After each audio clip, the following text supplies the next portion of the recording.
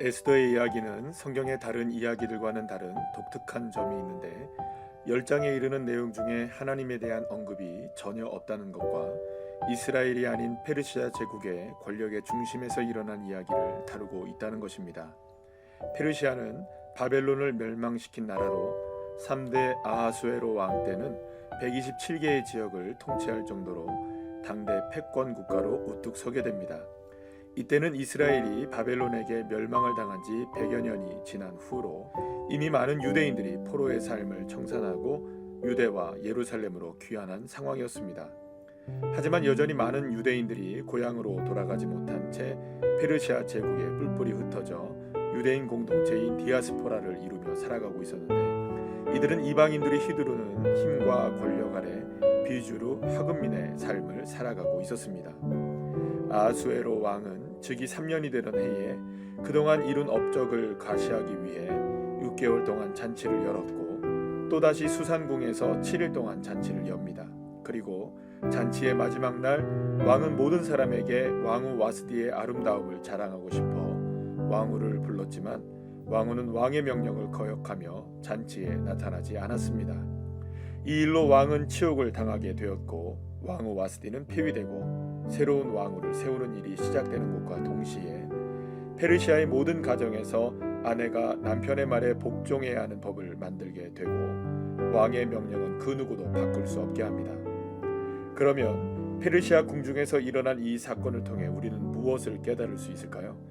페르시아 왕의 힘과 권력이 대단하다는 것과 아내가 남편에게 복종해야 한다는 것이 교훈의 전부일까요? 하지만 여기서 말하고 있는 것은 이러한 것이 아닙니다. 오히려 오늘 본문에는 전혀 등장하지 않는 두 존재에 대하여 관심을 갖게 합니다. 그것은 보이지 않지만 역사를 주관하고 계시는 하나님과 페르시아 제국에서 힘없이 살아가고 있던 이스라엘 사람들입니다. 특히 이제 앞으로 등장하게 될 에스더를 비롯한 모르드게 그리고 이스라엘 백성들은 페르시아 제국 안에서 그저 가난하고 보잘것없는 비주류의 사람들이었지만 하나님만큼은 그들을 기억하셨고 버리지 않으셨고 돌보고 계신다는 것입니다. 페르시아 제국 속에서 잊힐 수밖에 없었던 힘없는 이스라엘 백성들이 실상은 세상의 주인공이자 승리자라는 것입니다. 그리고 이들이 승리할 수 있었던 한 가지 이유는 보이지 않는 손길로 언제나 역사하셨던 하나님 때문이었던 것입니다. 하지만 때로는 하나님도 하나님의 사람들도 보이지 않습니다. 그러나 보이지 않아도 하나님은 보이지 않는 손길로 하나님의 사람들이 시대의 승리자가 되고 세상의 진정한 주인공이 될 수 있도록 세상의 군왕들까지도 마음껏 사용하고 계셨던 것입니다. 나의 삶을 주관하고 계시는 분은 누구입니까? 내가 처한 상황 속에서 역사하고 계시는 분은 누구십니까? 지금은 비록 보이지 않지만 나와 함께 하시며 나를 위해 일하고 계시는 분은 누구입니까? 바로 하나님이십니다. 그리고 이 하나님을 바라보는 그 사람이 바로 믿음의 사람인 것입니다. 믿음의 눈으로 세상과 나 그리고 가족을 바라보십시오.